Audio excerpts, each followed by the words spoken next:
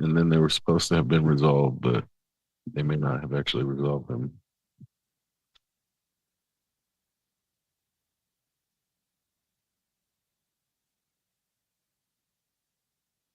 Okay, now it says it's streaming.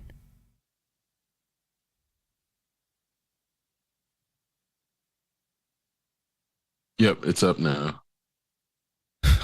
Oops. That's weird. I hate technology sometimes. Oh goodness gravy, why do they have to do this? Yeah. So Restream, which is has I guess has failed us today, this morning, this afternoon. It was somehow not. It was just not active. I know I didn't do that. I had to sign into it today though, like which I haven't had to do in like I don't know a couple months.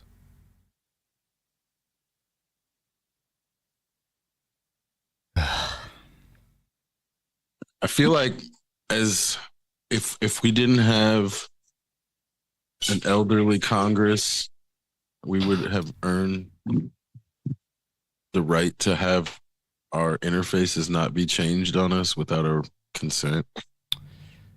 Like if I especially it's one thing if I don't pay for a service and they change it, but if I've like paid for something or like it's a service that I have to use because it came came loaded on some hardware I bought that again, if like our Congress wasn't full of old people who don't understand technology, we would have gotten that law by now. So for the past couple of years, I've been on the past year and a half, I've been on the fence about Reason because they're dropping offline support. Reason, the DAW, and because I don't believe that I need a connection to the internet to make music. It's like to me that makes zero sense. Why should I have to connect a recording device to the internet for any reason? And it's like it's like the only software that I have that I use that I mean, for making music that requires an internet connection to authenticate. It's so stupid. It's the dumbest thing. Well, fortunately, I was up late one night last week and I discovered this. Well, I didn't discover it. Somebody else discovered it, and they made a whole video and walkthrough about it. How to use this DAW called Reaper and their native scripting language to essentially install different types of modules that leverage the DAW's innate sampling capabilities to function more like an interface on Fruit Loops, FL Studio, like the drum sequencer type interface. And lo and behold, this whole process took me like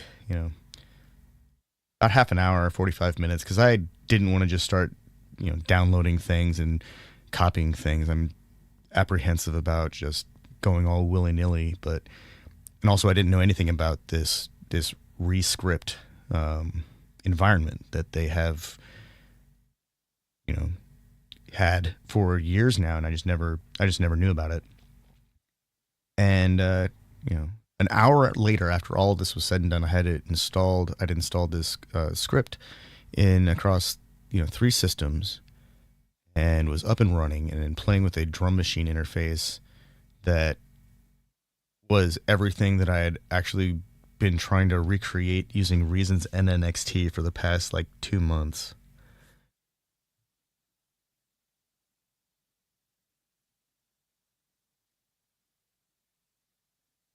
And I don't need to have an always on or persistent internet connection for this environment to work. Yeah, I hate everything becoming a live service. Like seriously, I'm on Reason 10. They're on Reason 12 exists, and I've been thinking, do I need to upgrade? Do I need to spend some money to keep using this stupid software that they're going to take away from me? Basically, they're always pushing me towards this subscription because I've got to subscribe to the software to use it now instead of just licensing it and using it in perpetuity until my machine dies or until I stop using the software. And of course, at that point, I'm thinking like, wait, I just installed like this thing through what amounts to a Git environment built into a DAW, And it's given me this option that now I can do this with other types of script, and it will give me more options. Do I even need Reason anymore? And then so I start thinking about like, what are the ways that I even use this software? Because I really just treat it like a synthesizer, and I can still use it as a synthesizer.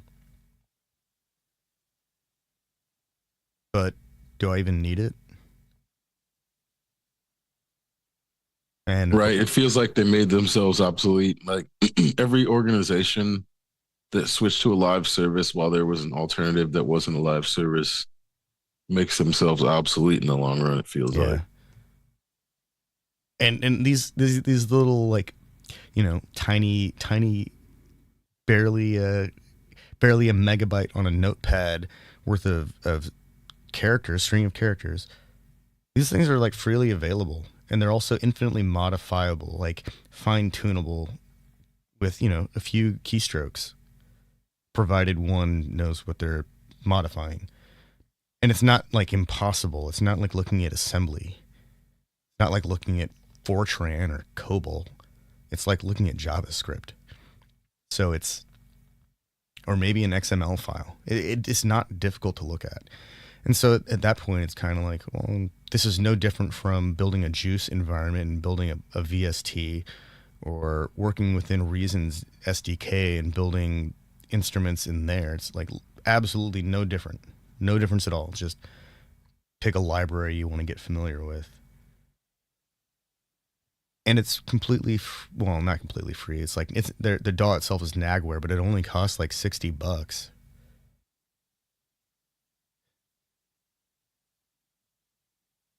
And then I don't have to connect to the internet. I don't have to have a persistent internet connection to use their software platform. I wonder how long it's going to take for the subscription models to really, finish eating themselves, chewing up their tails. Because like, I mean, Netflix started out as a DVD rental service, and then they became a streaming monolith, and then now they're streaming live television. I'm not sure how that's any different from broadcast.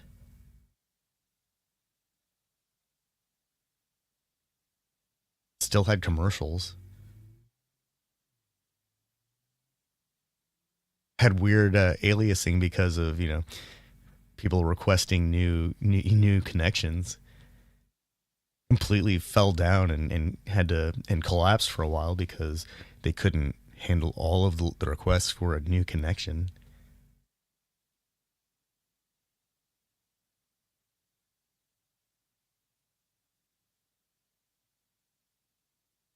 Well, and that's where I'm like, it feels like they're probably just going to do that to train some AI anyway. And that's the only reason they're going to do that. That's what it feels like everybody's trying to do, where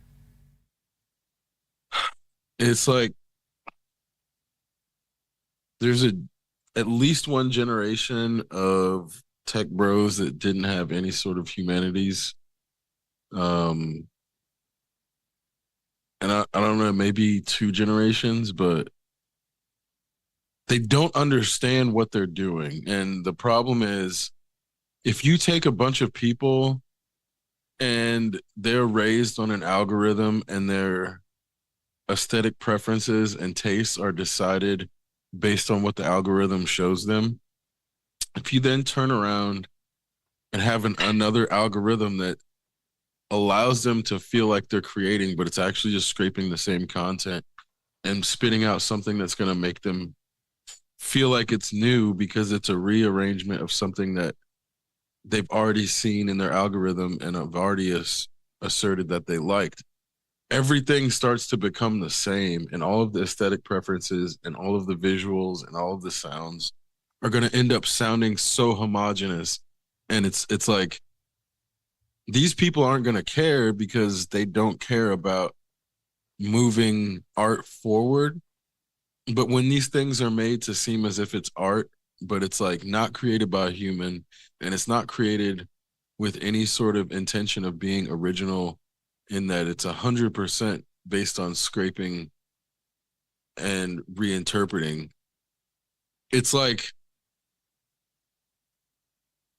they're it's a race to the bottom scenario that they've created. It's like people are going to, if we thought people were dumb before, it's going to be stupefying as to how fast a generation of people using this technology that way are going to get dumber. In that, if Googling things and the access to Google made people stop memorizing things and stop remembering things, this is going to add another layer of people not understanding aesthetic creation and then not ever actually doing anything. If you're 3D modeling, it's not the same thing as sculpting. If you're drawing, it's not the same thing as 3D modeling. All of those things need some sort of interaction to accomplish them. If people are able to 3D model and draw without interacting with the tools that traditionally are used to do those things, it creates a false sense of um, creation. And then because those people have never used the tools that it takes to do those things, they don't realize that they're not actually creating things, because it's like that gap never got filled in terms of, you know how to play at least one instrument. I know of, maybe more, but if you don't know, if a person doesn't know what it takes to play a guitar, an AI created guitar riff will never sound off, because they don't know the difference between what's humanly possible and what's only possible with the help of a machine, or in the context of a machine, or what sounds are even possible. You know, um that's one of the ways that I know that the person who programmed the guitar part in like pop music doesn't play the guitar because exactly, you can already tell that when somebody programs it and doesn't play, let alone when a computer is going to try to do it and doesn't have any understanding of how that yeah. I instrument mean the works. big giveaway is there's no string noise. Right, Like the because string noise and the pick noises don't exist, or they just don't sound right. to the uninitiated, those things are bad. Yeah. It like moves or like if you move your finger along the string and there's the noise of that happening, somebody who doesn't play would think that's an accident, or that that's not something you can add on purpose or do on purpose to make this the sound a certain way. Whereas like Because even there's flat wound strings have noise. They all have all string types have a very distinct kind of sound that just occurs when you touch the strings. there's a dryness and a sterility that comes with computer created music that they tried to overcome with like quantizing and adding swing. And there was things that I know, at Yeah, least the Reason, humanizing touches. right, at least Propellerhead, I know if Propellerhead was working on it, they weren't the only ones, but there was these attempts to make the computer sound more human.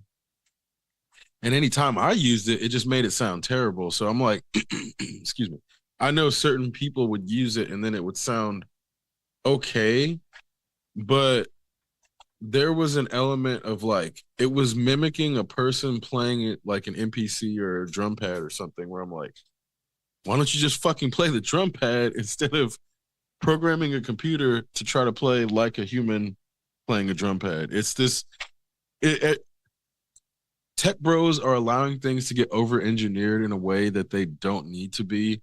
And in the process, the output is inferior than if we just allowed someone to go through the process, or like enabled or empowered someone to go through the process. So it's like, instead of AI, they should just be actively pushing a bunch of kids into these things where it's like, oh, a kid can sign up for a program, and if they want to learn guitar or if they want to learn drums, they'll be put into like an accelerated program where they can just perpetually learn that instrument until they're an adult and never stop learning it.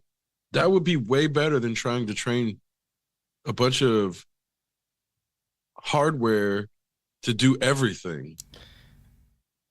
But I mean, that I notion, know if you watch Spin Scott do his finger drumming thing, like he's like he's our he's like the eminent jungle finger drumming guy, like who? Spin Scott. No, I've never heard of. Well, he's got this beetle, this brass beetle who sits on his desk, and he sits there and he just plays like old school jungle, but like he's doing it with an MPC, and he has entire guides on this technique, how to do finger drumming and make drum and bass or jungle. And so it's not like impossible. So one person, at least one person, has cracked the code. And I know that there are countless others because I keep seeing these videos that are coming out of Russia where there are these like MPC battles, these finger drum offs, and it's fucking amazing. So it's not like it's impossible. No instrument is impossible to learn. There's like entire methodologies on how to learn, multiple complete methodologies on how to learn instruments. Just name the instrument. There's probably like at least a dozen contemporary models for how to discover, explore, and hopefully master the instrument, provided one is exposed Right. to I it mean, enough. And but you have to have the instrument that first. too. Like That's absolutely true. that's like where I'm like, yeah, a kid can watch YouTube videos all day about learning guitar, but they don't have a fucking guitar. They'll never Yeah. actually be able to learn. The same thing with a drum pad. So this is where I'm saying, like, these children are not getting access to these things in forms of getting access to instruments. There used to be more instrument rental access in a way that there's no longer. It would be like third party in some cases, but then schools would have their own instrument rentals. So Yeah. it's like, Oh um, man, when I worked at music stores, like it was music instrument rental season at the beginning of the school year, and we would go set up shop at one of the like the middle schools, and people would just come in and rent instruments for their kids, like lines out the doors. Every music rental place would come in with all of their stringed instruments. Um, and I think the brass instruments were organized by the actual the bands themselves, the school bands, the band directors. I mean, but that's that. I'm man. Actually, you know what? That's it. I'm glad you reminded me of that because I don't even know. Does that even exist anymore, or are people just like getting starter instruments off the internet? Because I see that stuff too, like all over the place. Like especially around the beginning of the school year, I see this stuff all over, and I'm not even. I don't have kids. I'm just really into instruments and music, and so also, yeah, no, that's just Google being Google. I know that there used to be a much more robust, um, like when I was in middle school and high school, all of the music stores in Bloomington had instructors to teach people how to play the instruments that they sold. And there were a bunch of music academies. I'm sure there are more music academies now than there were then. But whether or I not mean, there are sure, also, because they probably a lot of them probably closed down. well, I know that there are at Like least three because I've driven by all of them somewhat recently. COVID, like shut a lot of stuff down, which is crazy in terms of like it. Obviously, it's not just one industry, but so many things that were here before COVID are no longer. Oh, let's see, Stafford Davis. Um, I know Craig Davis. He's actually a very nice dude. Um, so it looks like there's one, two. There's only two now, plus IU Jacob School. So I guess there are fewer than there were when I was in high school. See, it's something one would assume. Like I'm fairly positive America peaked in 2017. So it's like when everything was 24 hours, you could get breakfast at McDonald's. There were like 4 or 5 music academies in Bloomington. Man, that's so sad.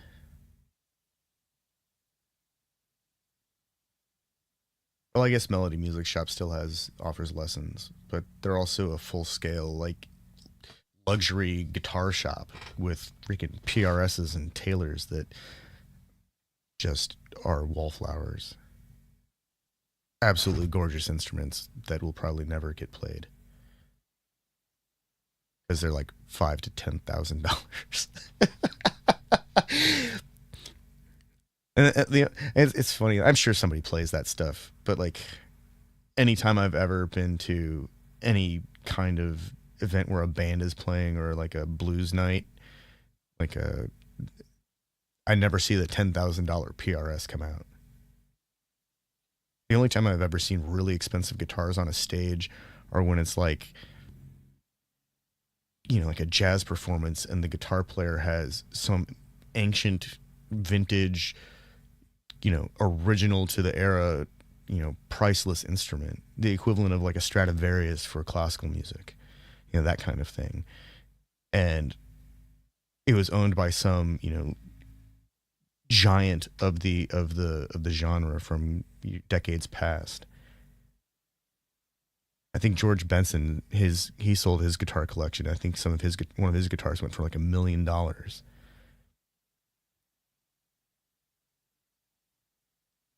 Jeff Beck's guitar and amp collection are going for auction on Christie's. They're probably going to make a lot of money because there are a lot of people out there who really like that dude.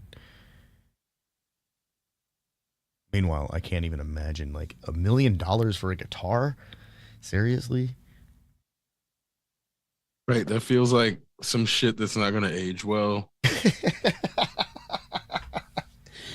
Main thing being like no actual guitar player is ever gonna pay that much money for a guitar that isn't like made of precious metal or something or diamond or something that actually makes it worth that much money.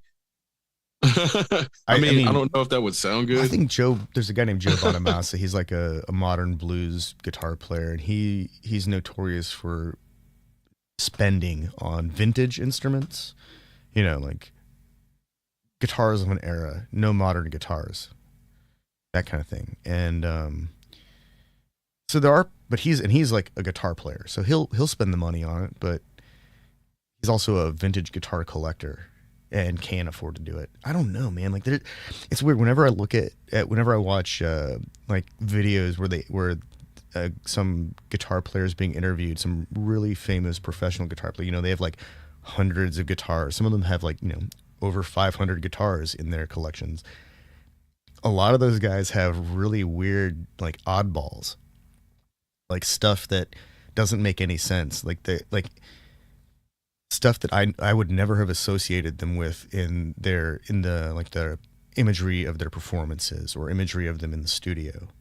Stuff that is so weird. It's like, man, I wonder what possessed them to buy that thing. And of course, when you see this field of instruments, it's like, oh well, they've clearly got a massive collection. Of course, they're gonna have some oddballs, but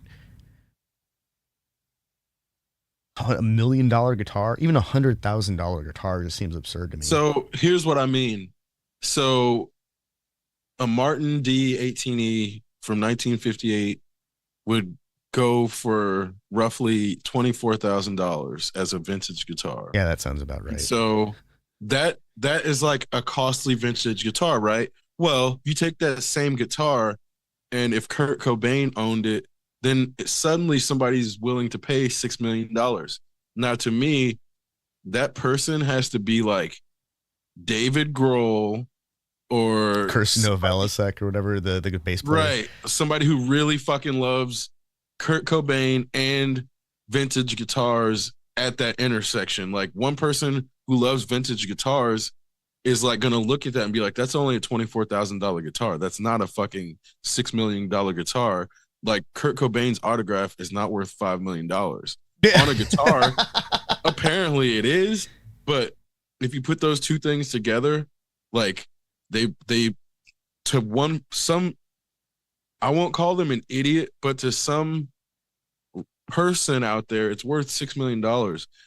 To I would imagine to someone who is a guitar aficionado who loves vintage guitars, and then somebody who's a Kurt Cobain aficionado who loves Kurt Cobain, neither one of them would pay $6 million for that individual item, knowing that you can probably find Kurt Cobain's autograph Man, somewhere $6 else million dollars for sounds like like six hundred institutional money dollars. laundering. That's what that sounds like to me. Right, exactly. It's exactly what it sounds. But that's what a lot. But bro, that's what a lot of these fucking auctions are. Yeah. That's what, and so you're not like off. That's like directly on target. Whether it's fucking art, whether it's these goddamn guitars that were clearly overpriced. Because I'm like, Man. how much could you find Kurt Cobain's autograph for? The cheapest. So like, this is Kurt Cobain. Oh, this is a reprint.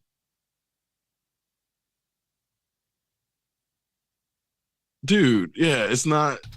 People are jacking up prices on things, but you can find signed shit from Kurt Cobain. This is clearly fake. Okay, so at um, Sotheby's auction in 2023, one of Eddie Van Halen's guitars, the Hot for Teacher guitar, sold for $3.9 million. what kind of like what kind of guitar is it? Because that's It's a Frankenstrat. It's got the red. It's a red stripe guitar and maple fingerboard, Floyd Rose one pickup, hockey puck or hockey stick headstock. It probably has a ton of hours. It's probably soaked in like sweat that's loaded up with nicotine and cocaine. I'm is sure it. this thing would not pass a drug test if it was analyzed. I'm saying that's what I'm saying. Um, Well, because that's what I'm trying to figure out. Like, there's not what three point say nine what million year? dollars worth of coke in it. Hot for Teacher, that was in the 80s, I think. Because if it's the one I'm looking at, then it's like that's a $2,000 guitar. Yeah, the Frankenstrat, that's a $1,300 guitar. You can buy a brand new one for $1,300, Yeah. set up exactly the way that Eddie I would have mean, but wanted it. even the vintage one where it's like the vintage is not that vintage, so it's like they're those it looks like, yeah, a $22,000 guitar. And for the So person like you who said, is handy, they can go and buy the parts and put their own Frankenstrat together because it's literally a parts guitar, and then give it their own paint job and play the hell up, set it up just like Eddie would for way less than $2,000. I mean, like maybe $800 on the high end, and that's for a really nice neck and all like name brand hardware. right, because they make it the way these guitars are priced, you would think that these people never played any other guitars.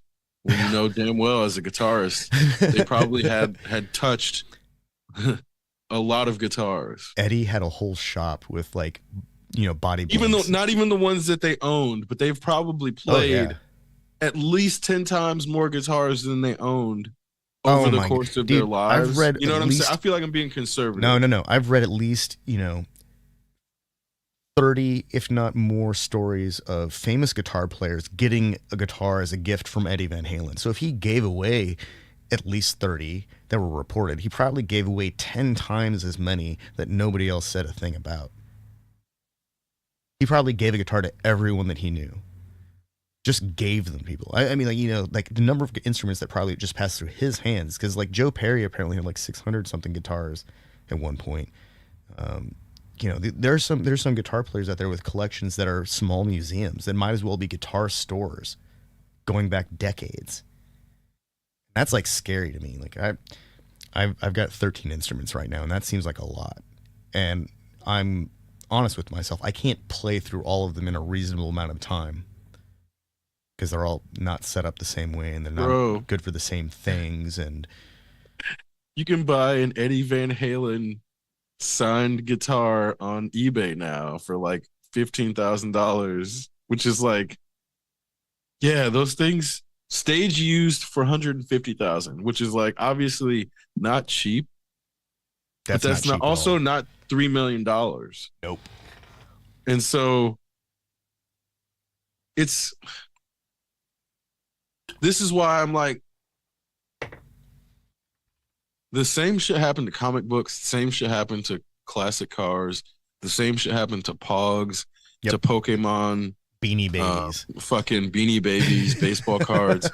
There are these people who go in and pay exorbitant amounts of money, and whether it's like organized crime, like laundering money, or if it's fucking people who are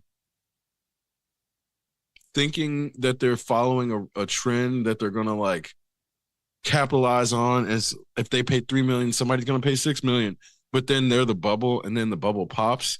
This is what that shit feels like in terms of, if those people weren't buying those things just to own them and like outbid everyone at all costs, it feels like either money laundering or people who didn't know what the fuck they were doing. It it can't be anything else, because those two things, like, the numbers don't work.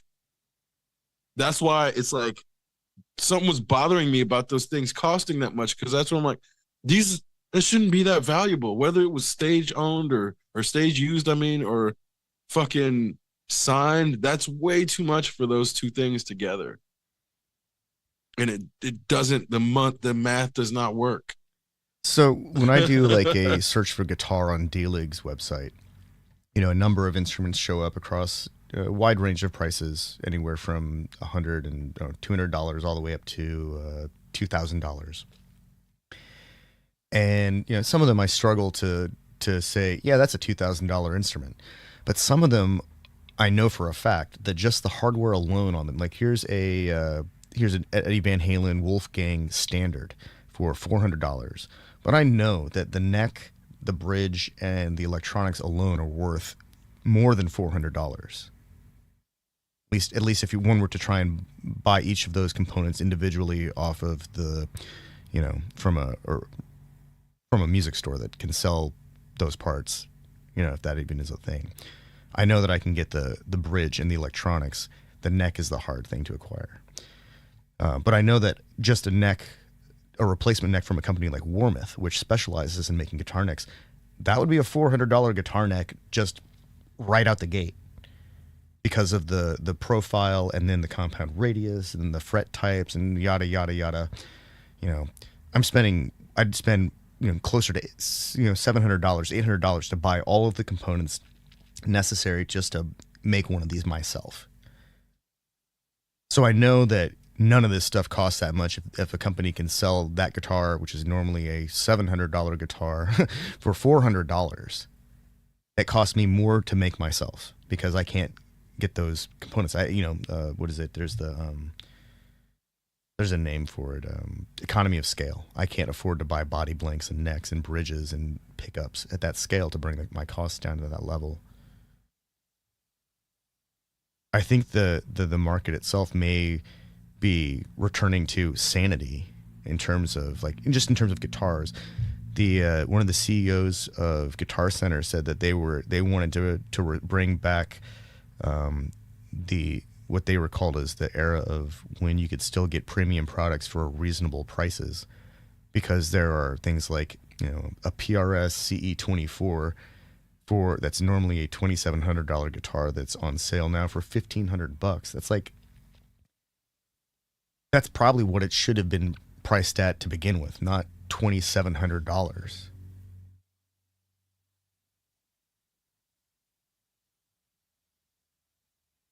This is supposed to be a deal website too. Like, some of these prices to me some of these prices seem a little high. But I could be completely out of touch with reality. Like, I'm not hanging out in music stores anymore, and I don't see like what's coming in on a day-to-day basis. I don't know what young guitar players are actually interested in, because I'm,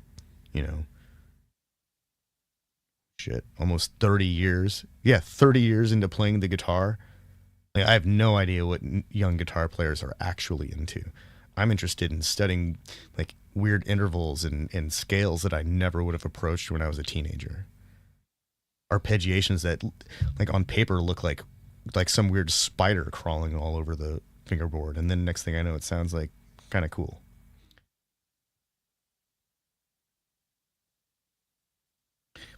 But all that being said, I'm also looking at this search on D-Lig for just for guitar, and I see a wider range of affordable instruments than were available when I was a teenager. Like there was never this kind of variety and accessibility of instruments when I was a teenager. These are all on sale. And I mean, like, we could even expand. I could expand the search to actual guitar shops or online music stores, and just look at all of the things that they have for sale. But that's just kind of crazy to me, actually, when I think about it, because it's like that's what you want to do when you want to get lost doing something.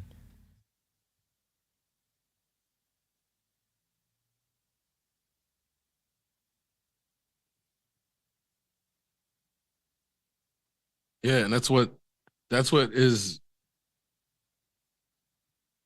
it's like bittersweet to me in that there's more available, but the threshold of entry is like A lot higher. less attainable than ever before. Because it's like there is a low barrier of entry, but then it's not a good enough quality to actually make it worth entering. And so, especially with something like an instrument, I think that's where you get people who enter at the lowest barrier and then it doesn't work out how they anticipated and then they just stop. Um, because they don't have actually have an instrument that's good enough to like make it worth their while, and so they don't keep up with it, and then just like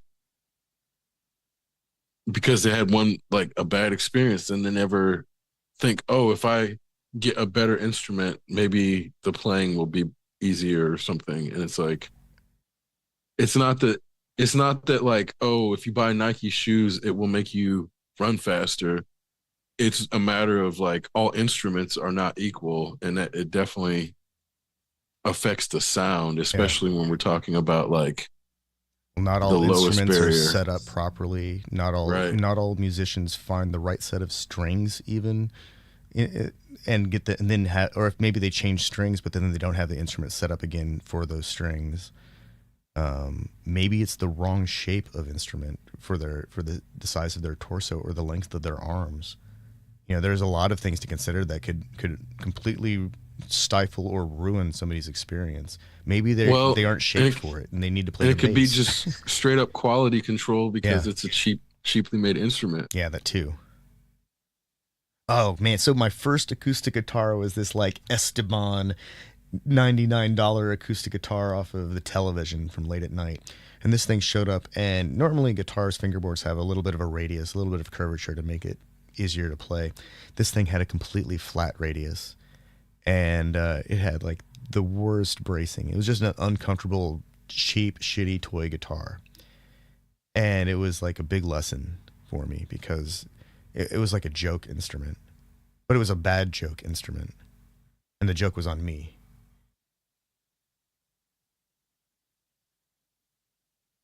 And then, conversely, I remember one time I was walking home. It was right around the time the students got out, so IU was getting out for the summer and people are moving out. And I'm walking down the street, and lo and behold, there's a guitar in a case. Someone decided to throw away their classical guitar. It didn't have any strings. It was dirty. It smelled like an ashtray, but we cleaned it, put strings on it, and it played like a normal instrument, and it was fine.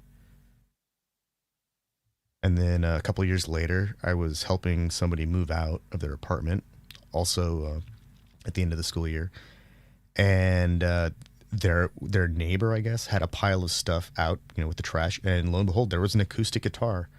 It actually still had strings on it, and my dad and I cut it in half and sandwiched. Oh, it had a bolt-on neck, which is really uncommon for an acoustic guitar, but we removed the neck, cut the body in half, sandwiched the halves over a piece of mahogany, and then bolted the neck back onto it. And so it was basically like a semi-hollow electric guitar at that point that was very much shaped like an acoustic guitar. And I ended up giving that to a friend of mine. Oh, my buddy Asian, he's been on the show with us a couple times. But so there's part of me that like really hates it when instruments get thrown away, but I also realize that somebody might find that instrument and it might become something special.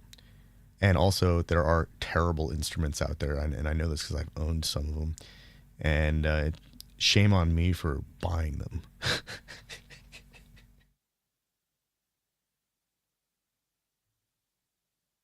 I mean, it's like I don't know if you got to play it before you bought it, but some things like look really good on paper, and then you get it, and you're like, "Oh, this was too good to be true." Like the Oh price yeah, was too good. oh yeah. No, no, the the commercial versus reality. The Esteban playing the guitar on the TV versus the reality of holding the guitar in my hands was very much the Burger King Whopper effect or the McDonald's hamburger effect, where it looks like this giant, juicy, dripping with flavor, fresh lettuce and tomato. You're gonna bite into it. It's gonna be the best damn burger you ever had. And then the reality is, it's like it is technically a burger, and that's kind of where that's kind of where the similarities end. But I watched this thing about how marketing companies make the burgers look more than meets the eye, and a lot of times they'll actually take the patties and like break them up and expand them a little bit so you can see better, and then they'll take all the toppings and load the bun kind of in the shape of a U because you can't see the back of it anyways. And so in those images, it's like the bun is shaped more or is oriented more like a clamshell, and everything's kind of wrapped around the outside lip of the bun clamshell. So there is a way to make the burger look like that. It just involves kind of deconstructing and reconstructing it in a way that shouldn't really work. Well, and it's like ever since they passed the law where it has to be the actual food instead of the food photographer magic, I think Yeah. it's gotten better.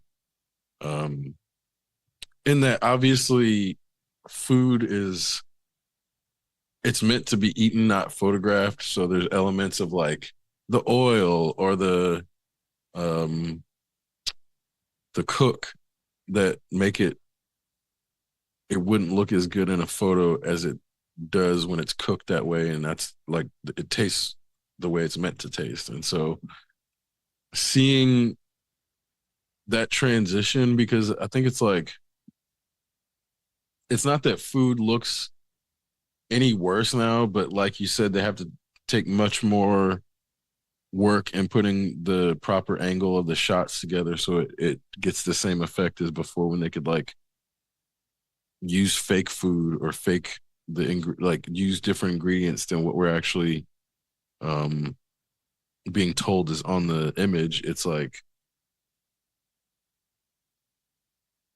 that still doesn't put the person making it in the place where they make it like that. So it's like even if the burger in the commercial is picture perfect and they didn't have to like make the U-shaped bun, if you go to the restaurant or the fast food place and get it, the person making it still has to attempt to make it look like that. And most of the time they don't. Yeah. They don't even fucking think about that shit. And so it's like, you know, the appearance is one thing, but if they don't like spread the ingredients around and everything's all on one side of the sandwich and then you get it and it's like, you know, the fucking ketchup's on one side and the other half's dry and the fucking there's only one pickle and a couple onions and you're like, what was the person who did this thinking about? Because they clearly weren't thinking about making the burger. And so Have you ever had a croissant sandwich that was actually shaped like a croissant, or were they all round? Because all the ones right, that I've no, ever had they're are they're been all round. they're always round because they're like They're baked not that way. croissants. Right. They're like baked in a pan, I'm sure. So it's like it's croissant Adjacent. style bread. Or it's a croissant style bun, Yeah. is what Okay. yeah. Because I mean, it's like pizza with a croissant crust is not any less pizza, No, but it's more pizza. It's better. It's but so it's not a good. But croissant. it's So definitely you can not a have croissant. croissant style things, but not be a croissant. Yeah. So I'm not, I'm I not a actually, croissant shaped purist necessarily, yeah. but I do know that like fresh made ingredients for making, even though it takes longer, which is where the Burger King croissant sandwich is more consistent, but a croissant sandwich from real ingredients tastes better. So I'm It looking at pictures costs more and it takes longer. of burgers using real croissants as the bun, and they actually look crazy good because the crescent action is allowing for a big portion of the contents to be visible. And then when photographed from the backside, they just look like this incredible, super flaky bun that just is holding in all of that goodness. Where can I get a croissant burger in Bloomington?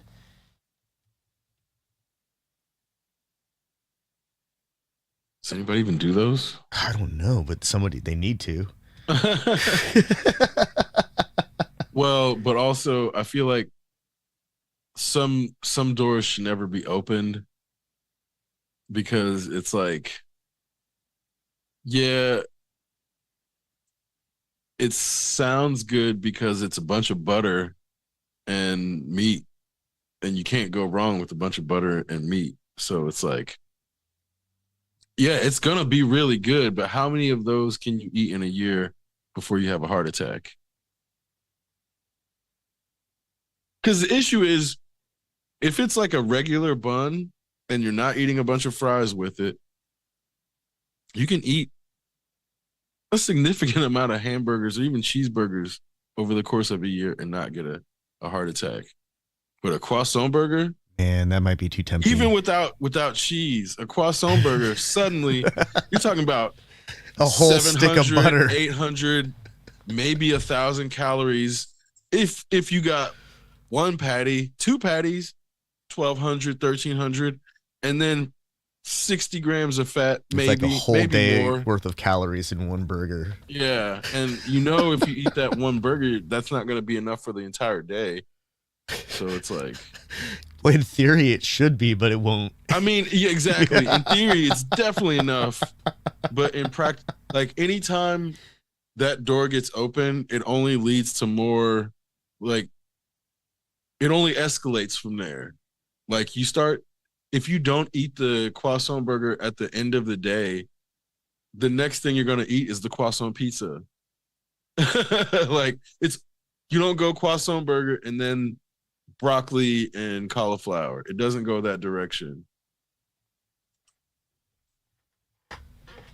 But again, that's where I'm saying it it's not gonna be, there's no way that's gonna be bad. It's a matter of, is that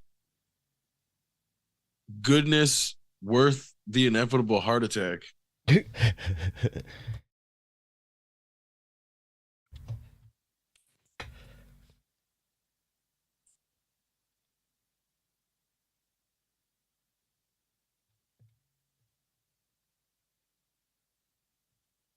So it seems like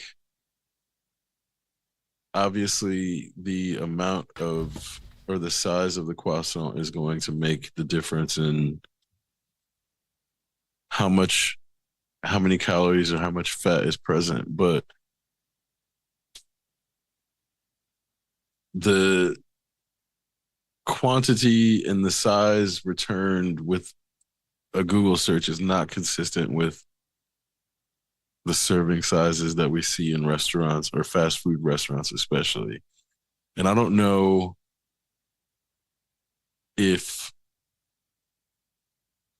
there's a way that America can return to smaller portion sizes without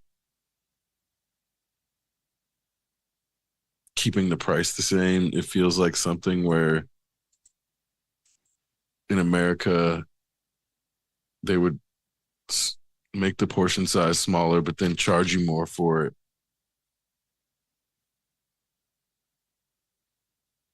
So I'm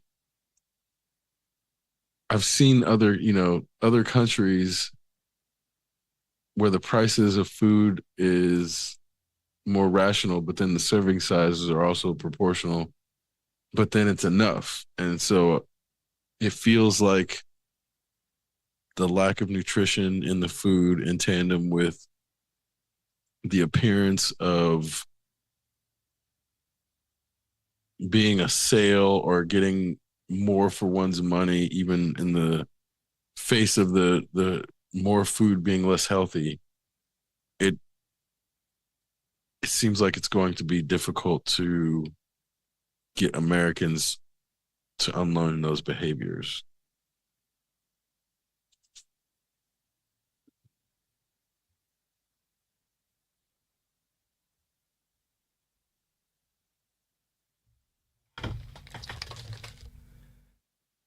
Okay. Back, Yep.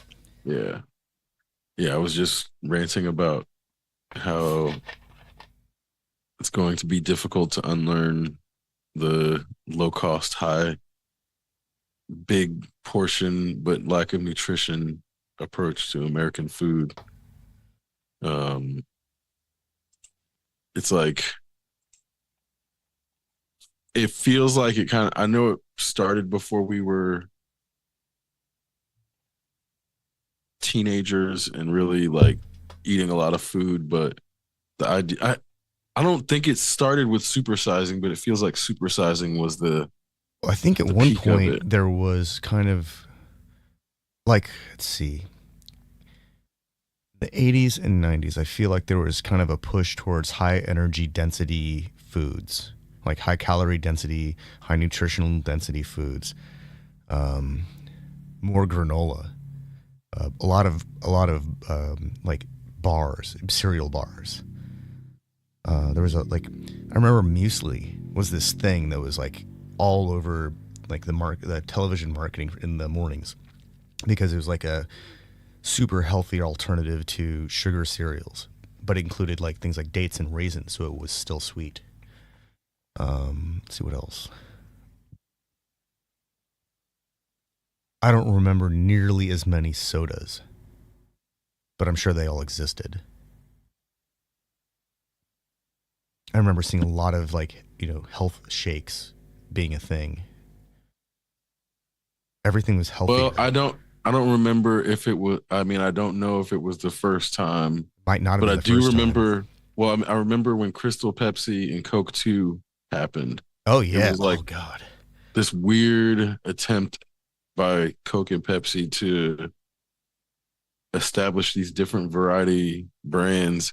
And what I also do remember at the time is like if you were in Florida or some shit and you got a Coke, they would offer you the option to add lime or something. So there would be like these little regional additions where some would be like, oh, we'll add lime, and some would be like Shot of vanilla, exactly vanilla or spritz of orange.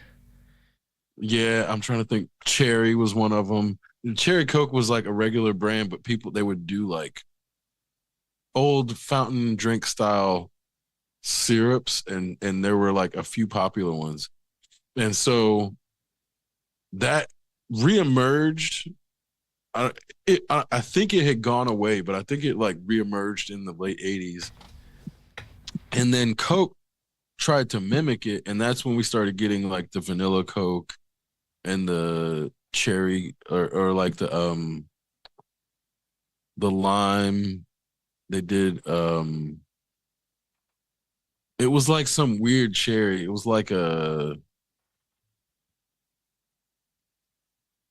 purple. I want to not purple cherry, but it was like some other like it wasn't regular cherry, but they did all these like attempts to corporatize that culture, and then in the process, the places that sort of set themselves apart doing that with the sodas kind of went away. So it wasn't like,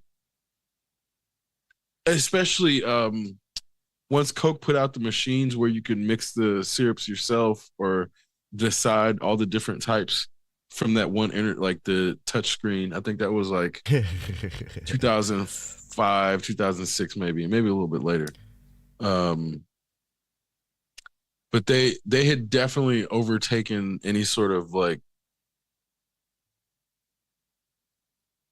modification of Coke culture that had emerged. Because I know when we were kids, it was like they would call them suicides, Oh yeah, and it would be like mix everything. mix everything. And so, and no two tasted alike, but the culture of trying to find these obscure mixes that would enhance both flavors. Like if you took Dr. Pepper and orange slice or something and put them together, it was like decent, but it was basically just blowing out your taste buds. Like If I it remember, tasted good because your taste buds couldn't tell anything. if you got it right, you could almost synthesize high C fruit punch. That was, I Yeah. think, that was one of the goals. If you mixed the right combination of like um, Dr. Pepper, orange soda, lime soda, and if you were lucky, the fountain also had purple soda. And you got all these together. If you did it just right, it would end up tasting like high C, which is exactly what you just described. It's like sensory overload for your tongue.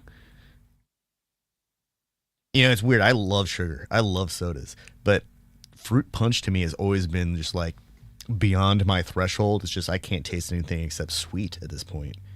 Yeah. I drink a little bit of it. Everything not just tastes sweet, but everything around me smells sweet. I used to really enjoy Hawaiian punch at some point, and Tahitian treat. Tahitian Like treats like beyond sweet to me. right now, but at some point, then it just started burning, and I remember like I can't drink this anymore. Even if I would try to like water it down, it just was still too strong. I don't know how old I was, but I definitely it was like at some point it was just I couldn't physically tolerate it. I remember the summer I stopped drinking Hawaiian Punch and Sunny D, and it was Mm, because like I was outside, peeing on a bush as young teenagers do, and it just smelled like fruit punch and oh Sunny Delight, God, and I was like, man, that can't be good. no, there's no way.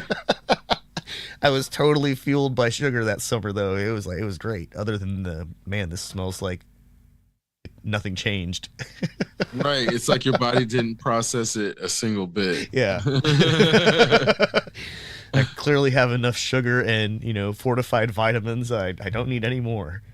It's okay if it's asparagus. It's not okay if it's fucking sugar. No. Or artificial flavors. What is the Yeah, actual flavor of Hawaiian? right. They have a bunch of shit on the like pineapple and cherry or whatever, and like Apple, passion fruit, orange, what's clarified pineapple? Papaya, guava, that don't sound right. apricot, Clarified. clarified pineapple. That doesn't sound right. I mean, it sounds like they took all the like the color out of it. The mechanical process of trimming of sound ripe pineapples. Extracted juices clarified and evaporate. Oh, it's evaporated. So that's how they get it to be a concentrate. Yeah, it's just heavily filtered, mechanically filtered pineapple juice.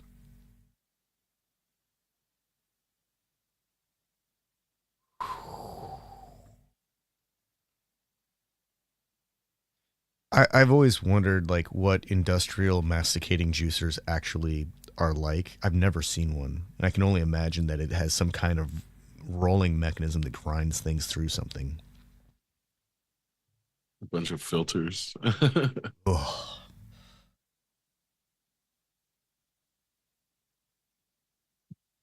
I kind of want it to be a giant mouth with like teeth that chomp things, but that's also kind of terrifying. So I don't actually want that. Like in the cartoon version of the universe, it's definitely a mouth with big teeth.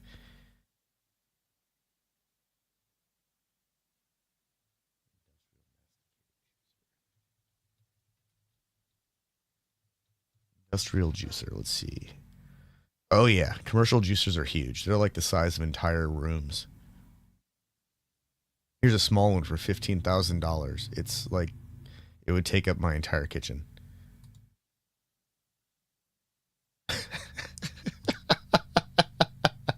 Yeah, that shit definitely looks like some like it would destroy everything that went into it. Ugh. Yeah, it's got a spout for the juices to come out, and then it's also got this port that it pushes out the pulp. Do a filter. These things are huge. They're really big. These are way bigger than I actually thought they would be.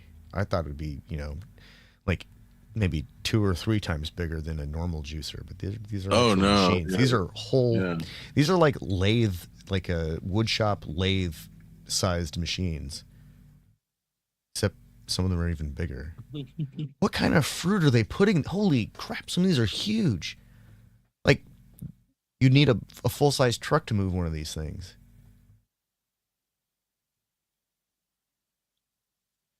I am not imagining a juicing operation on scale. Clearly, I am like imagining like a really advanced home juicing operation, not a full scale, like we've got a farm worth of oranges to process today.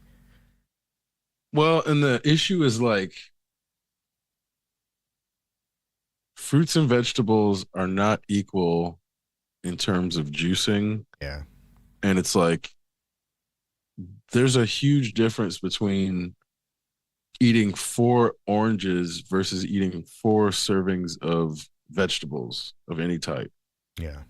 And so when fruit and vegetables are like lumped together as health food, it's the most misleading shit ever because then you get a bunch of people who will like only ingest fruit or fruit juice and then wonder why their fucking belly is like swelling and shit. And it's like, if you only eat fruit and you don't eat meat or carbs in addition, then it won't necessarily happen the same way. But if somebody's eating like a burger and then they have a glass of orange juice or a glass of apple juice or a glass of any sort of juice, then we're talking about potentially like 20, 30 grams of sugar in that glass. And then they're probably not going to only drink that because their fucking pancreas is working overtime.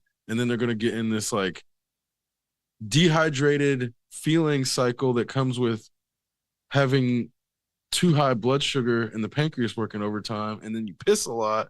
And so the people that like get in those cycles end up being constantly dehydrated while also ingesting too much fructose and in the process too much liquid that's not water. And so it's like it feels healthy because we've been given this framework as if fruit and vegetables are the equally as healthy because like I said, they're often used in the same sentence together when discussing health I food. think most fruit juices, even when they're supposed to be, at serving concentrations, are still too concentrated. Right. I mean, because even without added sugar, the natural fructose is going to be so high that it's like unless you water down your juice, you're just getting too much fucking sugar Yeah. in one Like serving. I remember, I don't really get this stuff very often because it tastes too intense for me. But it's like a pomegranate acai juice, and I always have to water it down because otherwise it just tastes bad to me. But when I water it down, I can drink it and it's like it's fine. And a lot of orange juices lately for like the last, I want to say the last decade, but it's probably from whenever like the Simply Juice was introduced to the market, and all the other, Tropicana and Ocean Spray, they all started coming out with their own, private or black label juice blends, so they could have a consistency. Um, all of those juices to me, they taste great, obviously, but like they all seem like they're way more intense than the juices that at least my fading memory of juice as a child or as a teenager even. They all just, it all seems like there's less water in them and more concentrate. Maybe I'm just like imagining things and I'm wrong. But I'm also the person that waters down their juice, so maybe I'm just wrong. So this feels what I'm about to say feels wrong. I don't know how accurate it is, but supposedly stevia has a glycemic index of 0. What? Yeah, which is like not even cauliflower has a glycemic index of 0. Like that feels crazy. What? Celery has a glycemic index of 35 raw and 85 when cooked, which is like, okay, wait, hold on. And then it says 15 Pure in this stevia other one. leaf has a glycemic index of 0. But what about the processed version? This just makes me want to like stevia, but every time I've tried it and anything, it's just like I have a like a reaction. Well, it says also 0. Holy crap. I just made a noise and the cat looked at me like there was something wrong with me for once.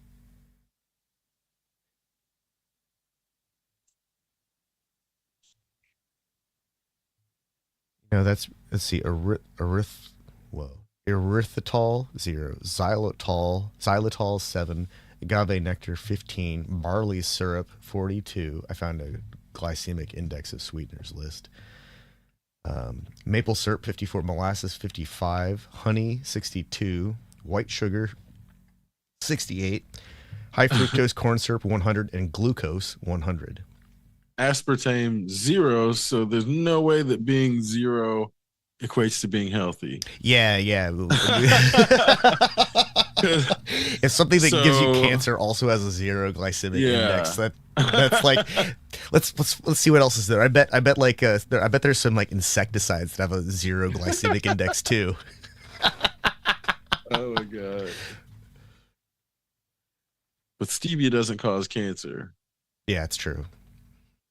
And stevia has been around for a long time. It's like the number one sweetener in Asia and has been for like thousands of years. So I probably do like stevia based sweetened or cooked products. I just don't realize it. I just have to go to like Chinatown and get some authentic Chinese pastry and then it'll be like, "Oh, this has stevia in it? Holy shit."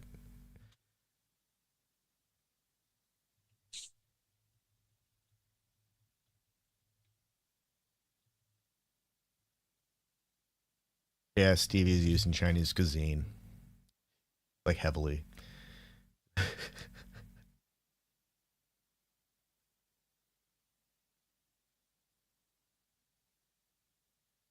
So I'm wondering if like you make bread with stevia.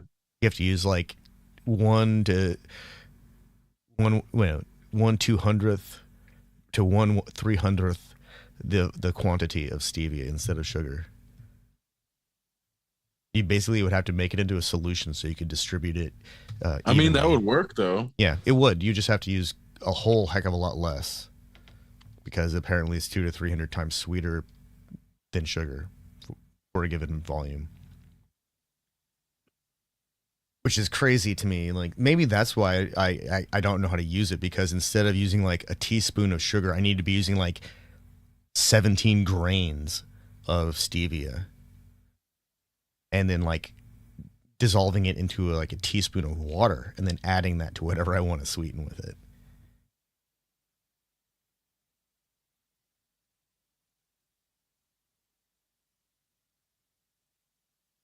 This stevia bread looks really good.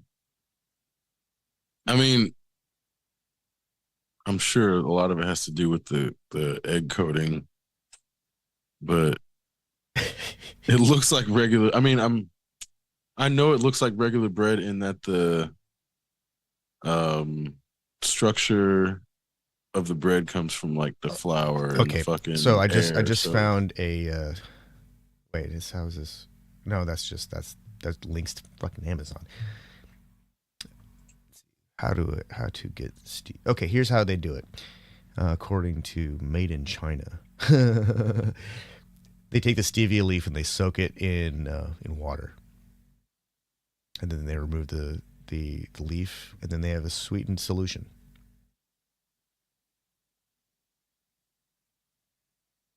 They're basically making a tea to extract it and then filter out, and then through evaporation will reclaim the actual goods. So that's pretty reasonable. You could just chew on the leaf.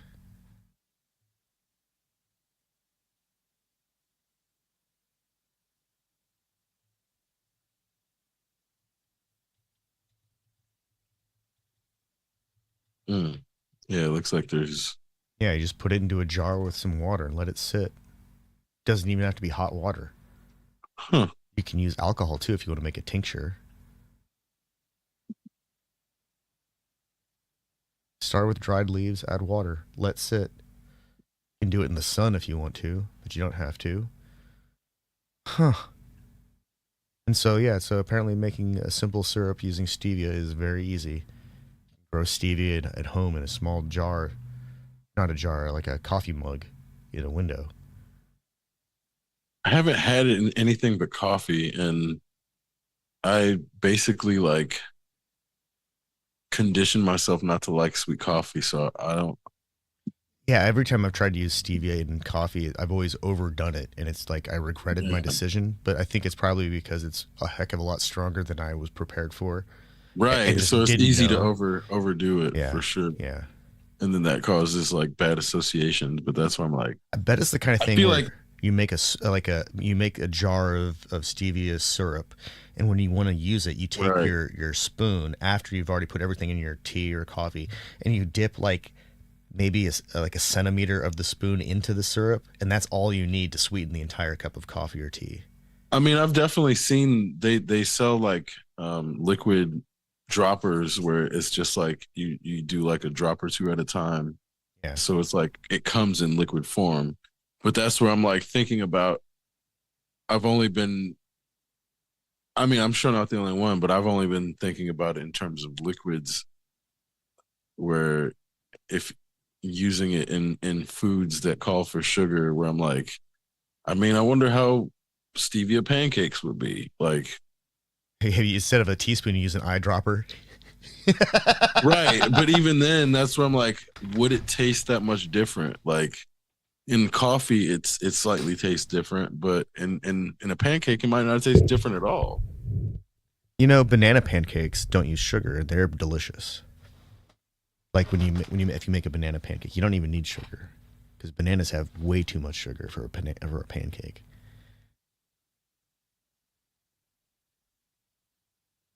I think you might be onto something here. Maybe it might be like the kind of thing where to cook with it, you have to put a drop of it into like a or a couple drops of it into like a I don't know 2 ounces of water to make sure that it distributes evenly, or into some milk or in the egg wash itself. There's probably some way to ensure that you can distribute enough of it without it over sweetening, and to also ensure that it distributes evenly.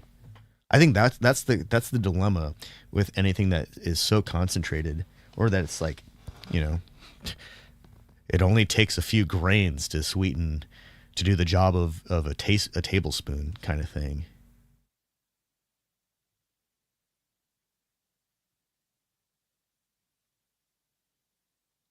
It's crazy. This stuff looks like mint. It doesn't look like it would take up very much space. You could probably grow this on like a shelf in a window. How easy is it to grow stevia?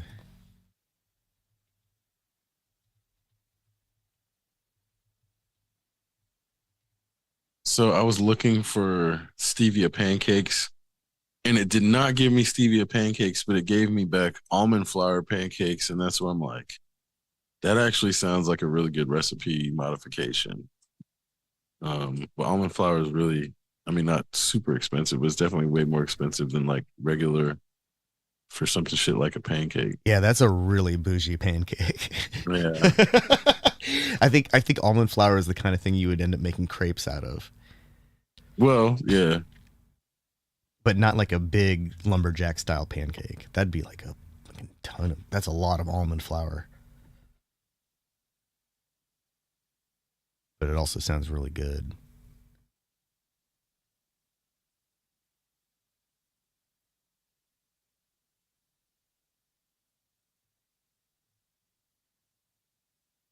Oh, apparently stevia has a 20% germination rate from seed.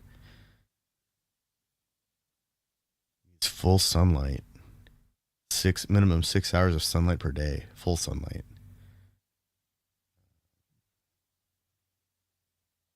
So it's not easy to grow. Whoa, okay. So I found a stevia recipe for pancakes. And for one cup of flour is basically 3 packets of stevia. What?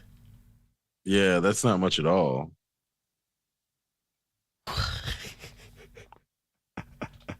Because I feel like a packet must be like a teaspoon. No, No, no. not even. Nah. It's 2 packets is half of a tea. 4 packets is a teaspoon. Whoa. Okay. So not even a half teaspoon. Okay. I mean, but as sweet as it is, that makes sense Yeah. as to how little. But that feels like a good um ratio that would end up with the right sweetness. Where I'm like, I'm almost like wanting to try it.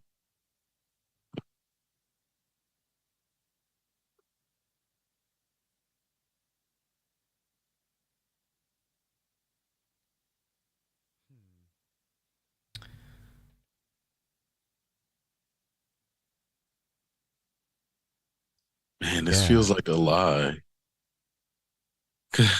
Cause then it's like, yeah, if you start making okay, if you make the pancakes, Here's one that calls for an eighth of a teaspoon of liquid stevia. An but like eighth of a teaspoon. How? this recipe, it seems like any of the sugar is actually coming from like the butter or the milk because then it's like per 1 cup of flour in the recipe, you would only end up with basically zero point 0.6 grams of sugar per serving, which is like that's insanely low for fucking pancakes.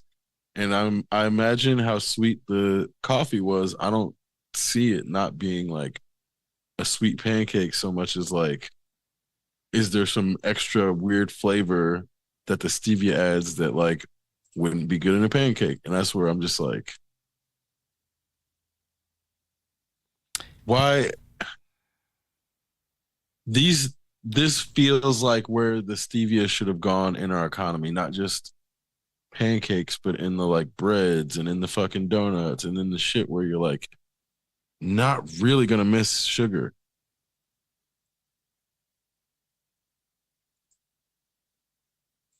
Why does it have to be so strong? I think that's the part that I can't get my head around. It's like this is like crack strong.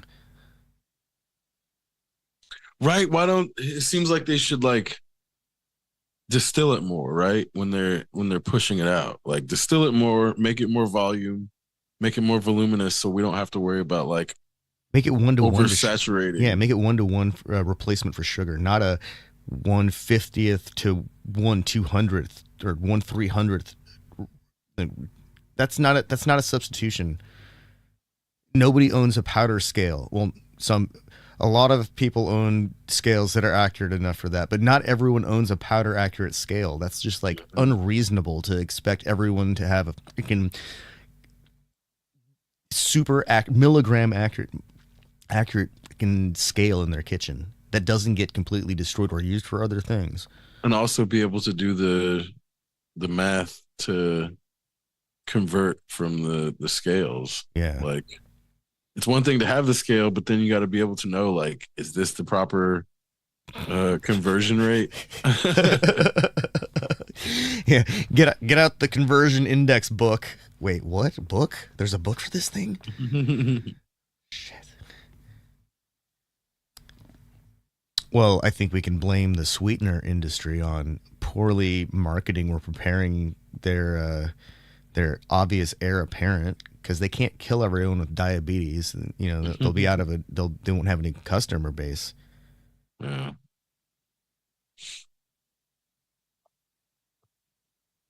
This seems like a win-win. Make stevia accessible. Make it so you don't have to like have passed a chemistry class ever to be able to use it. Make it so the only chemistry class that one need pass to use it properly is home ec or something, or a culinary class or whatever they're calling it nowadays.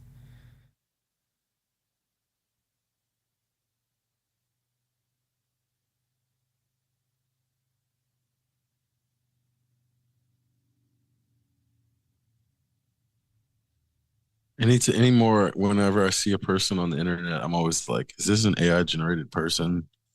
Because whoever was doing the recipes Oh, they for call it that. family and consumer science now. Oh God, that makes it even worse. Oh.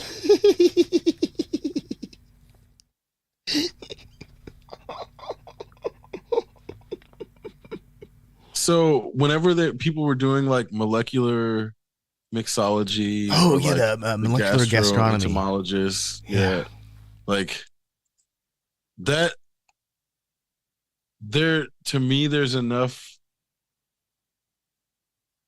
corollary science to show that what they were doing wasn't complete bullshit to the point where I know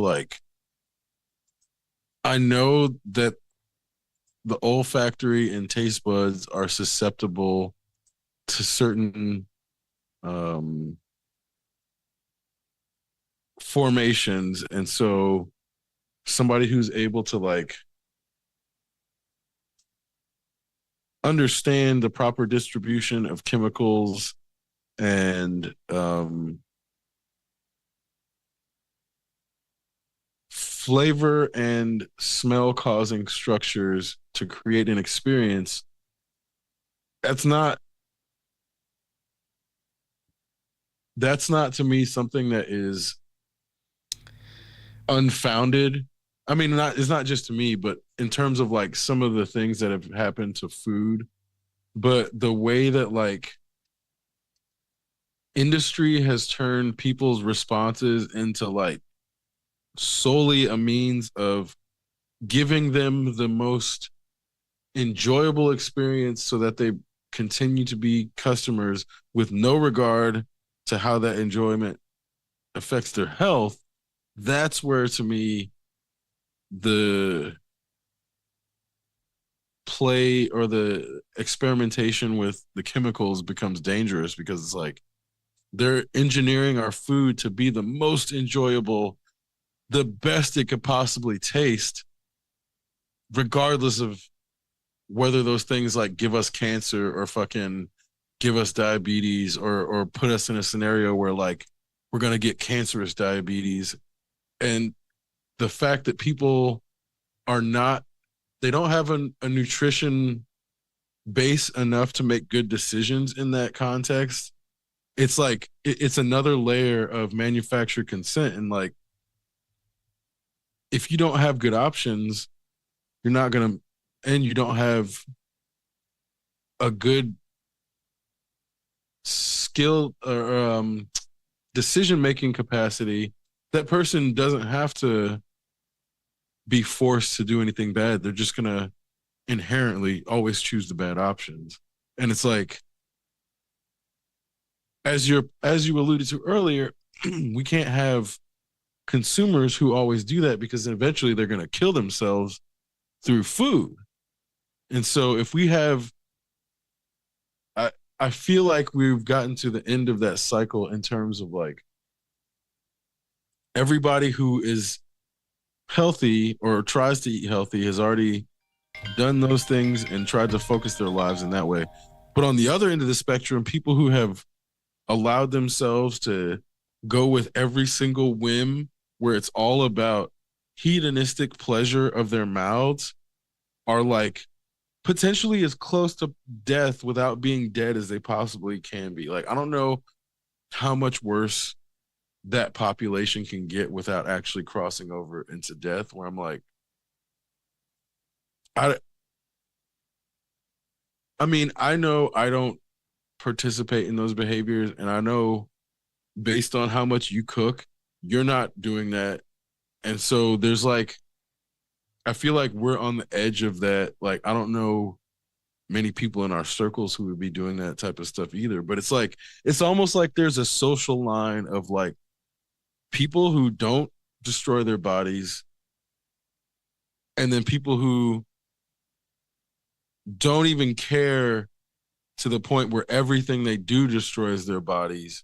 And it's like, whether they're sitting too long or whether they're working too many hours and not giving enough time to stretching or exercise or whatever they need to do to not physically deteriorate. They're not doing those things, but they're continuing to operate as a consumer. And again, it's only, they can only do those things and allow themselves to deteriorate and continue to be consumers for so long, where, like I said, it feels like we're hitting the end of that point.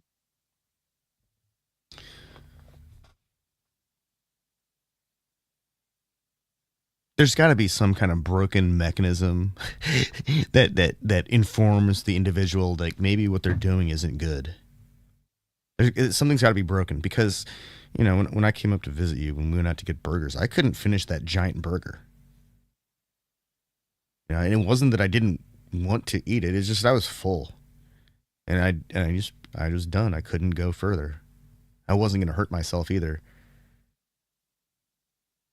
There was part of me that, you know, later on in the evenings like thought, I was like, man, I wish I'd eaten more of that burger, but I probably shouldn't have, and I'm glad I didn't because I probably would have woken up in the middle of the night regretting my life choices. Exactly. And Like also, that.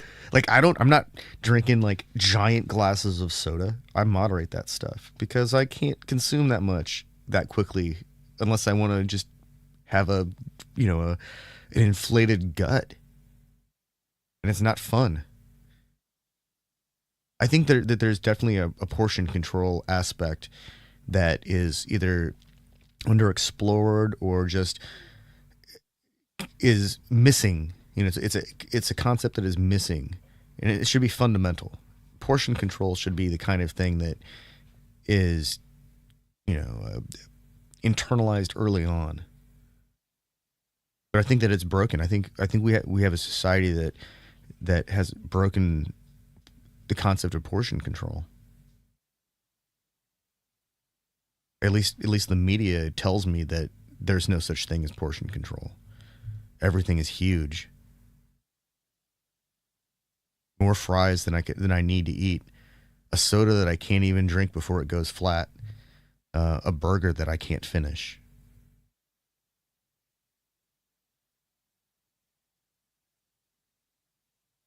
Charge me less and give me smaller portions so I'm not wasting food.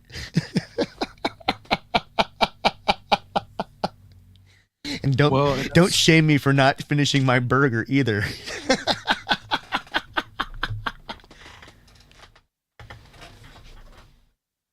right. I think you nailed on a couple things there in that I know when I look at like whether it's like chicken fingers or pieces of fish, it'll be like the lowest amount you can get is 5 or 8 or something.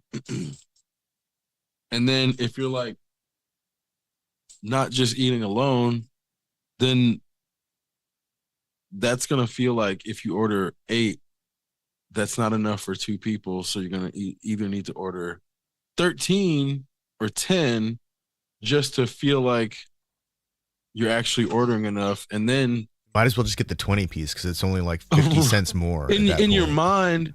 But here's where that goes wrong. When you eat them, when you get to the fourth one, you're like, oh, I might be full, but there's like 1 or 2 left. So I'm going to go ahead and finish those. And then it's like you've overeaten, and now you've set the tone to where your belly is like stretched, and satiation is going to, like, satiety is going to be much more difficult to achieve that day because now you've like pushed your stomach beyond its limit, because when you had that fourth one, your stomach had not yet sent you the signal that you were full. And the fact that there was a fifth one left, you're like, oh, I might as well eat it because I'm not full, even though your stomach just hasn't had the chance to send the signal.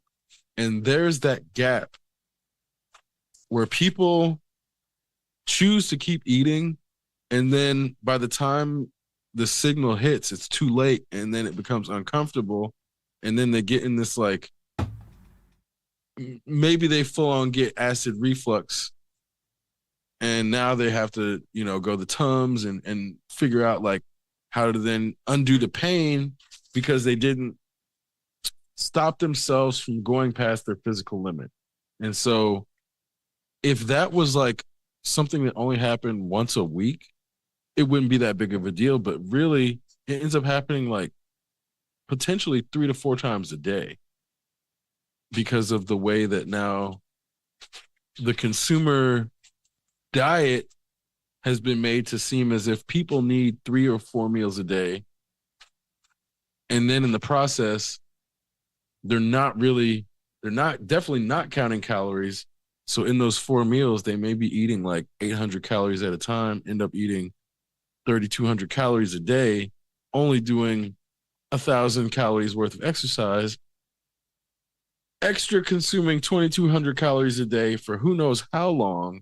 And then the accumulated effects of all of those behaviors after, especially after like the weight starts to happen and then the like lack of activity starts to compound, then they have a hurdle of their own body to get over to undo those behaviors and all the conditioning. And so that's why I'm like, I don't blame someone who falls in those cycles from being like, it's really difficult to get out of that cycle if you don't get some like help or get extra time or get some sort of like guidance, because nobody who fell in that is going to pull themselves out of it. And it's just not rational to expect somebody to be able to like come out of that particular tailspin on their own. But in the process, then it's become so normalized that that's just American now.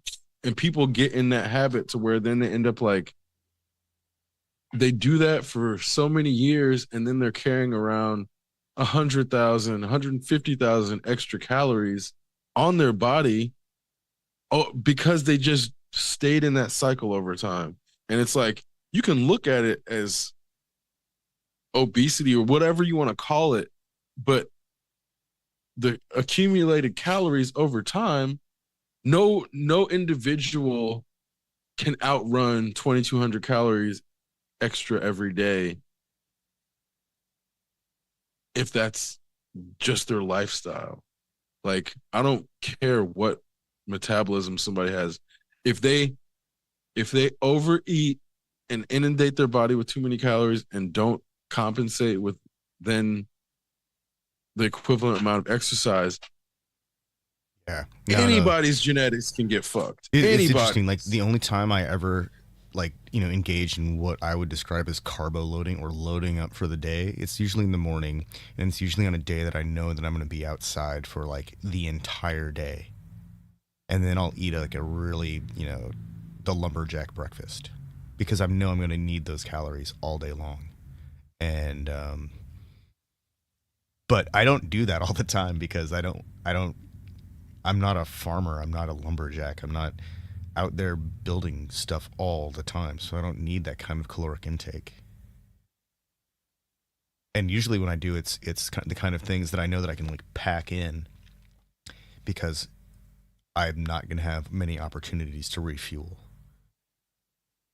A snack is not refueling. That's just kind of like satisfying the craving.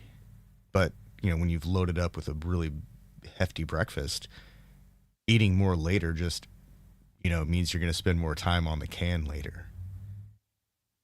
Because if one were to eat a big traditional breakfast, like a couple eggs, some bacon or sausage, a pancake or some hash browns, toast with jam or jelly, a glass of juice, coffee, that adds up. That packs into a mighty container of calories in the gut that will legit last all day.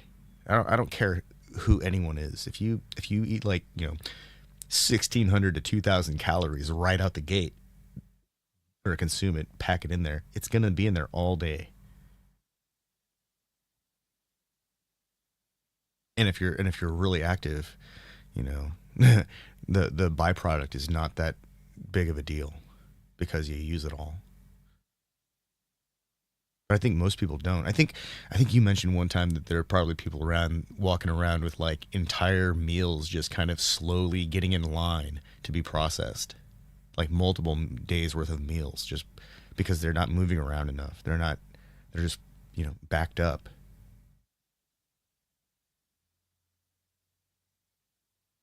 I think Well, the classic is always like when you find corn and you're like, man, when was the last time I ate corn? right, and I think that's where people don't track their meals enough. I don't know if they even have the capacity to like look at something and be like, "Oh, I had this like yesterday or the day before." And if they did, they would realize how disparate their movements are between their meals, where it's like it shouldn't be like 3 days before your meal makes it through. Yeah, that there's something actually Like, wrong with that person. I think. yeah, like 32 hours at most, really. Like, if it's beyond 32 hours, something's wrong, like you said. Like, it may not be horribly wrong, but it's definitely not working right. And it also And shouldn't be within like 4 hours. That also means right, something is that's really wrong. that's totally like IBS. Yeah. Um, but Which I've even seen then, like people have it where it's like it's even quicker than that in some cases where you're like, somebody eats and they immediately go to the bathroom and you're like, I feel like that person has Crohn's. right, right. But I'm saying I feel like that they've also like conditioned themselves to trigger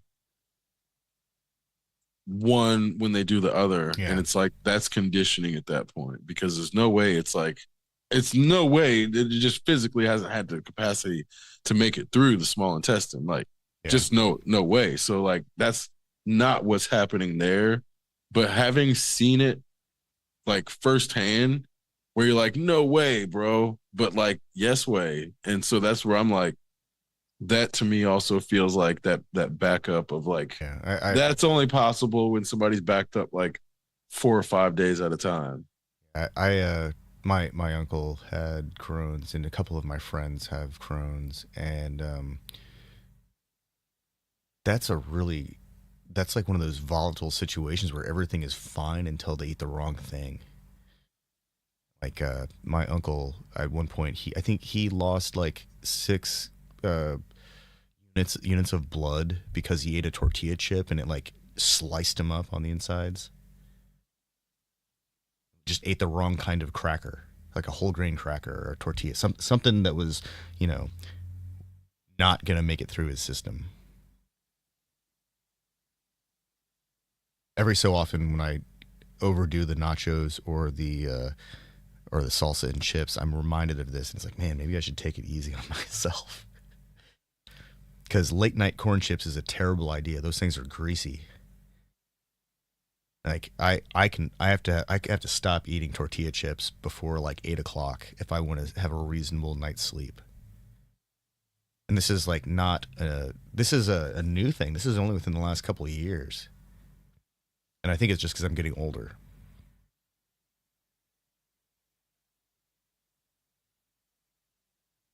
But also because I'm a fool and I don't have any kind of like intestinal memory for like, oh yeah, I shouldn't eat this stuff after this. I have to remind myself. It's not an automatic thing. Like I know better than to eat a bowl of cereal like at 9 o'clock.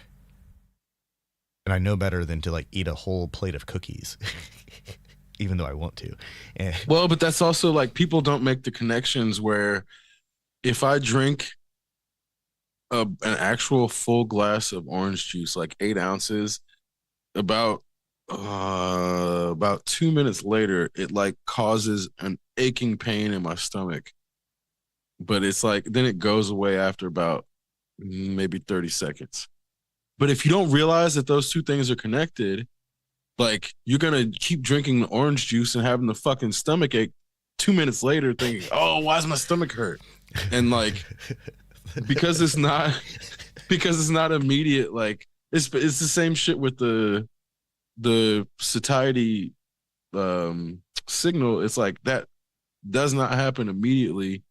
And so when people aren't like good at gauging those signals and like giving themselves like a capacity to wait for that feedback and feel the feedback, then I can see how they're like not taking their own body signals correctly. Cause it's like once once I realized like how much sugar made my stomach hurt if it's like un accompanied, and what I mean is like if I eat sugar with like a bunch of carb like starches, it's not nearly as bad as if I eat it unaccompanied. Yeah. And so, or like even protein.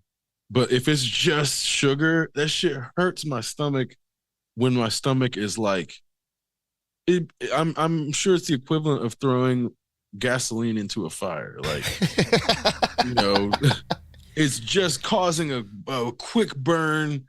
The explosion is not like it's not sustainable, and so it's there and then it's gone, and that's kind of how the pain feels. But again, it's Yeah, throwing fuel into a furnace. like but it's like a highly combustible fuel instead of a slow burning fuel. Yeah. Like that's why they use coal in furnaces instead of kerosene. Yeah. Like use kerosene in a lamp, you don't use coal in a lamp. I mean, I'm sure they I could. think that there's actually a mining. It's like a compound they used in old mining lamps. It was like a gooey paste. Pretty sure that's what that stuff was. It didn't, I don't. I think it was like a carrot. Now I need to look it up. Old kerosene or old mining lamp fuel.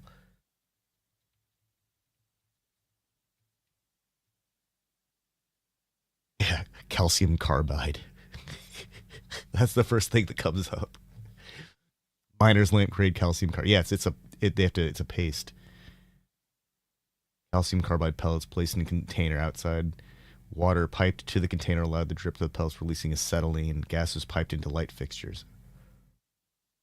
Yeah, so they're using calcium carbide and using water to catalyze the release of acetylene, and then that's what's being burned.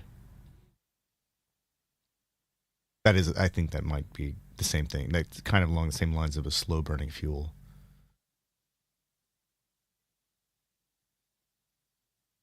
That seems like a really terrible idea, though. Yeah. Oh yeah. I'm not sure holding a pellet of acetylene that is released with water is a good idea, especially next to one's head. That seems like a really bad idea. And we need to get the coal industry back up and running. Let's get the carbide mill back up and up and running. Oh man.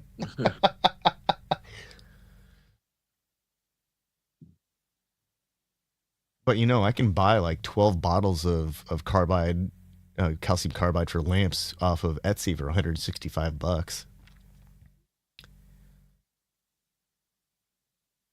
Seems like Etsy is the number one supplier of calcium carbide pellets from my initial search.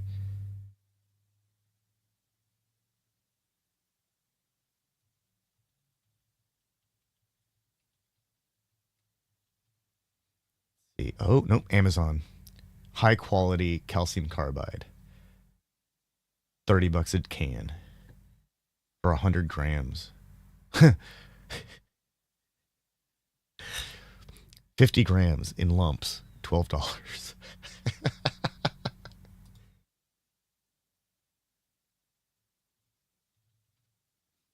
See, you can use it in steel making, desulfurization for to generation of acetylene gas, as a fertilizer, as a ripening agent, soil moisturizer, as a signal flare, a mole repellent. It's used in environmental engineering. It's used to manufacture synthetic materials, lamps, toy cannons. It also causes excess colonic and prostatic cancer. Oh God.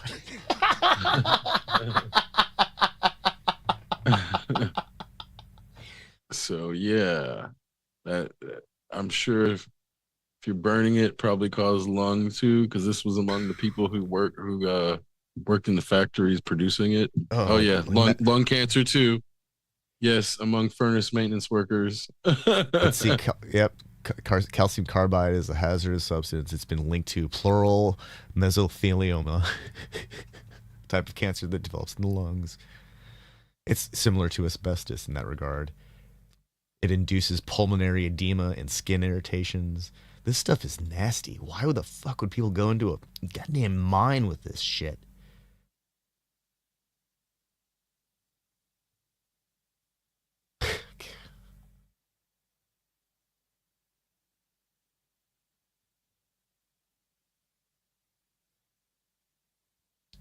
Yeah. Woo. This is this is one of those things that Yeah, you find it's out like calcium years carbide later. is one of the primary irritants that leads to the black lung condition. Yeah, it's like one of those things they were doing for decades and decades, and then they found out it was like killing everybody slowly. And it's like, I feel like Silicosis. Blah. this has happened in so many parts of our society, but there's always people who don't want to let go of like the cancer causing thing. I'm sure there's a bunch of people who are like, don't take away my calcium carbide fucking lamp. I need my calcium carbide. Well, it's funny because like I've got a couple of really old Haynes, vehicle maintenance manuals, and in the old ones, like the one for my truck, there are pictures of guys like greasing bearings and they're using these chemicals and they're not wearing gloves. But then when I look at the manual for Sheila's truck, which is 2011, they're all wearing gloves when they're doing the same jobs. So within a 25-year span, they went from not wearing gloves while handling chemicals to wearing gloves for the home DIY mechanic, not for like you know. Well, and it's shit like that where it's like I know for a fact when I worked on a farm in college, like we didn't wear respirators, Oh, but like it's tasted. now I know they what that. definitely. Oh yeah, of I know course I what would that taste. memory smells and tastes like. I Yeah, just. yeah. But again, it's like we didn't. That was like 20 years ago. We didn't fucking know better. Yeah. But now they definitely wear respirators doing the same shit. Where it's like, I don't think that I'm gonna get cancer from it. I hope not. But again, it's like now we know at least we should have been wearing respirators at the least. Maybe not even been in the same room as some of the shit while it was happening. Yeah. Even with the respirator. But yeah, science moves fast, and I think that's where the market does it wants to make it seem like it does because on the one hand there is the like bleeding edge of whatever the richest person can afford that exists in the market, but in that same market is like the oldest practice that hasn't been excised from society yet, whether it's using like calcium carbide in something or fucking asbestos in the walls or lead in the pipes. Like there's still lead in the pipes some places. There's still asbestos in the walls some places. I'm pretty sure there's still asbestos all over the place. We just Oh don't yeah. know about it. Oh yeah, for sure. Without question. I'm sure that there's a bunch of like really old like academic institutions that have underutilized buildings that just never that just became storage facilities that haven't seen the light of day in decades. Probably like some part of an old museum or something. An old schoolhouse that hasn't been renovated yet. Been sitting there for 40 years, 50 years. I mean, even down to like the way that they used to discard used oil from vehicles. That's changed a lot in the last 100 years. What do you mean I can't just dump it on down the drain? The drain goes away. That's Yeah. all we need to know. It's not here anymore.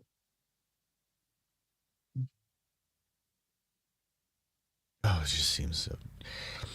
Yeah, it's funny because when I think about things like that, it seems like it should be common sense. Don't pour grease down the drain. Yeah, you'd think that that modernity has been around long enough. We've had sewer systems and drain systems for long enough that it would be like common knowledge. Yeah, don't pour that down the drain. And especially in areas that don't have sewer systems that still rely on septic systems, you think it'd be like absolute 100% like law of the land. Do not put that stuff down the drain. Mhm. But every time I go to Menards, like the section that has drain cleaners has definitely been hit. Well, and I know they had to make I guess the problem was bad enough that they had to make a campaign to remind people in Michigan not to pour oil down the drain. I know it sounds stupid as fuck. Yeah. Oh yeah. No, it's stupid as fuck. Stupid as fuck. But apparently, these fucking goddamn geniuses need to be reminded not to pour oil down the fucking with the goddamn billboard campaign. There was a time when Detroit was known as Motor City. I, That doesn't mean you need to pour oil directly into it. yeah. It does not take oil directly into the city. Do not put oil into Motor City. The city doesn't need oil. Oh man, we live in a society of geniuses, don't we?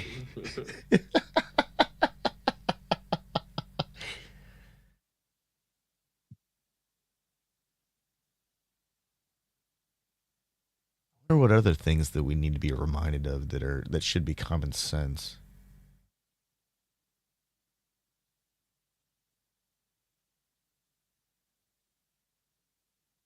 Holy fuck. Real quick, the Lions are blowing out the Jaguars 52-6. Jesus Christ. I feel like just real quick, I've seen a couple games where they're doing this. That's just disrespectful. To beat somebody that bad. That's just disrespectful, man. Holy Oh man. At some point these teams should just like recognize like, hey, we're getting destroyed. We should just forfeit. They should just tap out. Yeah, and like in mixed martial arts, they Yeah, should just be able just to tap out. The fans will Stop understand. the embarrassment. Stop the Yeah, embarrassment. seriously, the fans will understand. They don't want to see this happen any more than anyone else. Oh my god. But those people paid to see that shit, so they need to see the slaughter. There's 40 seconds left. They got to see that last 40 seconds. They want to see them get demolished for that whole fucking 4 quarters. Oh no, you're right. And the fans of the team that's winning, they want to see every second of watching the opposition getting mowed over. Oh my god, they just on fourth down they went for it instead of fucking kicking a field goal or punting. This is sending a message, man. You don't do that. If you're winning a game by that much, you have fourth down, you kick a field goal or punt it. They just converted. This is a message. This is crazy. They're not playing. Exceptional radio.